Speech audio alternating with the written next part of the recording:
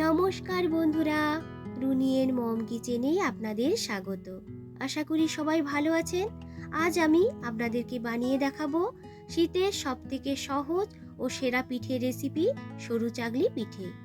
প্রতিদিন আমরা যে চাল দিয়ে ভাত রান্না করি, সেই ভাত রান্নার চাল দিয়ে আপনাদের যখনই পিঠে খাবার ইচ্ছে হবে, তখনই কিন্তু আপনারা এইরকম পাতলা, নরম তুলতুলে ও জালিদার সরু চাগলি পিঠেগুলোকে বানিয়ে নিতে পারেন।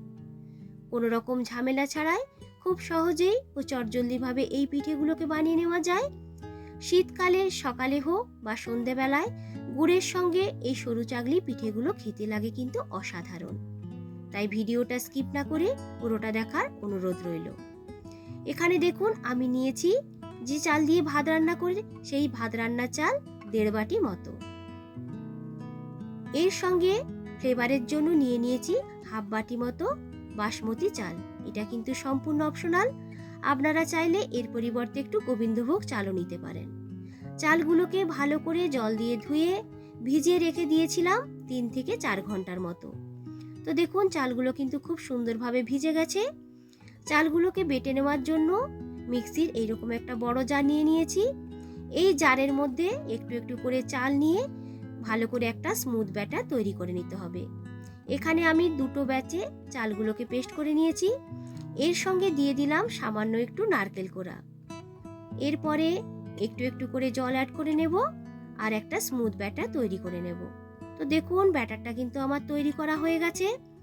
ব্যাটারটা কতটা স্মুথ হয়েছে দেখুন, হাতে করে ধরলে দেখবেন এর মধ্যে কোনো রকম কিন্তু দানা থাকবে না, আর যদিও দানা থাকে একটু চাপ দিলেই কিন্তু সেগুলো মিশে যাবে।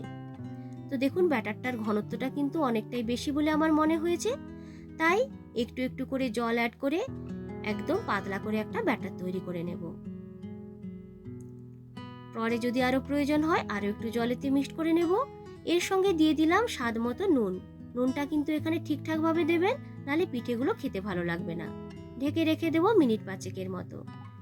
5 মিনিট পর ঢাকনাটি খুলে ব্যাটারটিকে একবার চেক করে নেব। এই ব্যাটারটা যতটাই পাতলা হবে পিঠেগুলো কিন্তু ততটাই নরম ও পাতলাভাবে তৈরি হবে। তো দেখুন এর জন্য এর মধ্যে আমি আর একটু জল দিয়ে দিয়েছি। দেখেই বুঝতে পারছেন যে কতটা পাতলা করে ব্যাটারটিকে তৈরি করে নিয়েছি। তো ব্যাটারটা আমার তৈরি করা হয়ে গেছে। পিঠেগুলো তৈরি করে নেওয়ার জন্য একটা ফ্রাই প্যানকে খুব ভালো করে গরম করে নিতে হবে। এর ওপরে একটা টিস্যুর সাহায্যে সামান্য একটু তেল এইভাবে মাখিয়ে নেব। এরপর একটা হাত দিয়ে ব্যাটারটিকে এইভাবে প্যানের মধ্যে দিতে হবে, আর একটা হাত দিয়ে এইভাবে ঘুরিয়ে ঘুরিয়ে পিঠেগুলোকে কিন্তু বিছিয়ে নিতে হবে। কাজটা কিন্তু 2 হাত দিয়েই করতে হবে। একটা দিক যখন খুব ভালোভাবে ভাজা হয়ে যাবে তখন এটিকে উল্টে দিতে হবে আরেকটা দিক ভেজে নেওয়ার জন্য। খুব সহজেই কিন্তু এইগুলোকে উল্টানো যায়, আর এগুলো ভেজে নেওয়ার জন্য কিন্তু খুব বেশি সময়েরও প্রয়োজন হয় না। তো দেখুন পিঠেটা রেডি হয়ে গেছে।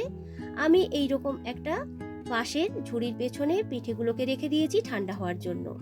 গরম অবস্থাতে পিঠেগুলোকে ফোল্ড করলে চিটে যেতে পারে, তাই একটু ঠান্ডা করে নেওয়ার পরেই কিন্তু ফোল্ড করে নেব।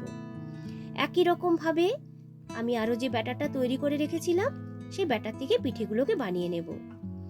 প্যানটাকে খুব ভালো করে গরম করে নিয়ে এই ব্যাটারটিকে দেবেন, তাহলে দেখবেন খুব সুন্দর জালিদার পিঠে তৈরি হবে। তো এক এক করে আমি সমস্ত পিঠেগুলো এইভাবে বানিয়ে নেব। তো দেখুন পিঠেগুলো আমার তৈরি করা হয়ে গেছে। হয়েছে কতটা পাতলা আর কতটা জালিদার। তো বন্ধুরা আজকের আমার এই সরু পিঠার রেসিপি আপনাদের কেমন লাগলো অবশ্যই কিন্তু আমাকে কমেন্ট করে জানাবেন। এই রকম ধরনের নিত্য নতুন রেসিপি দেখতে চাইলে আমার চ্যানেলটিকে সাবস্ক্রাইব করতে হবে। লাইক, কমেন্ট ও বন্ধুদের সঙ্গে শেয়ার করতে কিন্তু একদমই ভুলবেন না। তো দেখুন কতটা নরম হয়েছে, আমি আপনাদেরকে একটা ছিঁড়ে দেখাচ্ছি। শীতের সকালে গরম চায়ের সঙ্গে বা সন্ধেবেলায় গুড়ের সঙ্গে খেতে লাগে কিন্তু অসাধারণ। আবারও হাজির হব নতুন কোনো দিন নতুন কোনো রেসিপির ভিডিও নিয়ে। ভালো থাকবেন, সুস্থ থাকবেন সবাই। আজকের মতো টাটা।